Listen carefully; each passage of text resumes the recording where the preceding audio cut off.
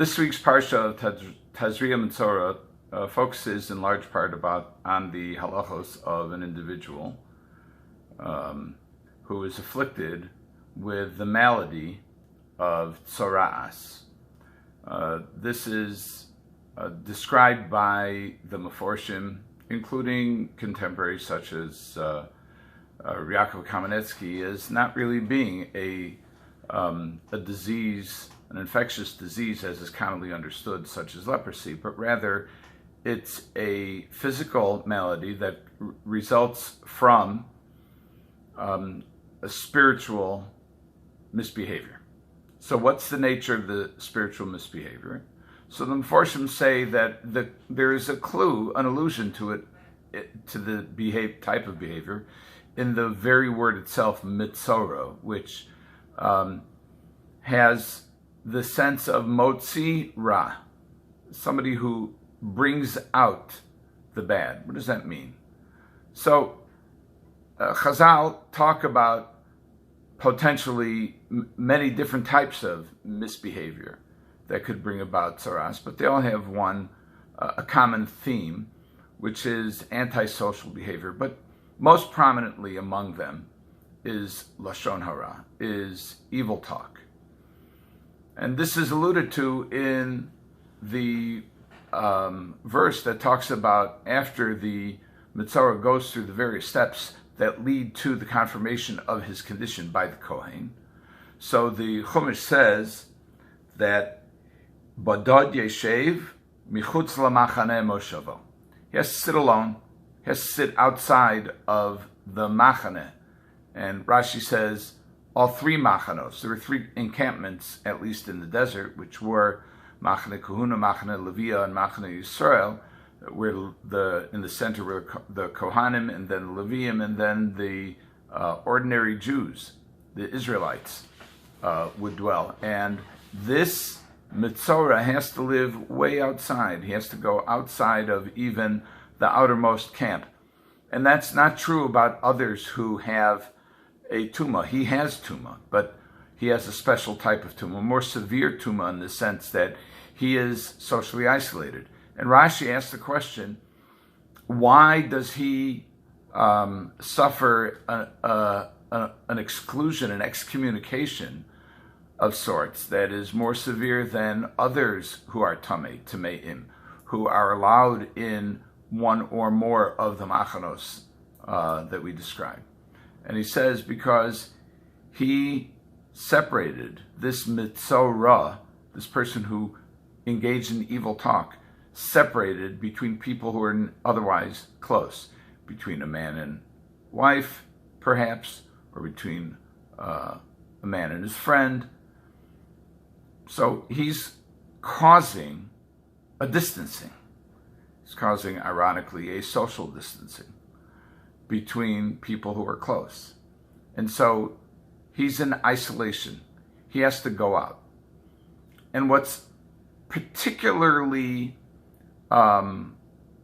notable here is that this isolation, he brought this isolation upon himself because of the way he used his speech. And that's not incidental. I heard from Rabbi Soloveitchik, in the name of his father, my Rabbi, Rav Soloveitchik, that when the Torah describes in the second parak of Bereshis, says that about God creating man, it says Vayipach ba'apav nishmas chayim vayihi adam lenefesh chaya, that God blew into his nostrils the breath of life, and man became a living soul, a living being. And Onkelos has a somewhat unique translation, if you will, of that verse. Onkelos there says, V'havas ba'adam l'ruach memalala, and became in man a spirit that speaks. Nefesh chaya, we translate in the simple Hebrew as being a living being. But Onkelos, translated as a speaking being. It appears from Onkelos that there is something unique about the very fundamental nature of man, which is this not just power of speech, not just quality of speech, but it's a dimension of speech that is inherent in the very humanity of man. And this Metzorah takes this distinctive characteristic, attribute, quality, essence of man and perverts it. He uses it to sow the seeds of alienation rather than comfort. And so he's punished in a very severe way. Rabbi Soloveitchik observes that there are those who have compared the isolation of the Metzorah with the isolation of a mourner. The Metzorah is out of the camp, and the mourners are isolated in the sense that they can't go out. But he says there's a fundamental difference. The Metzorah cannot interact with anybody, and the Avel interacts with all comers, and they come to give him comfort. And although the ultimate comforter is the Almighty, but harbe shluchim lamokum, there are many who bring the message of comfort to the mourner by visiting him and by talking with him and by allowing the mourner himself to talk. But there's another distinction, which is when it comes to Yom Tov,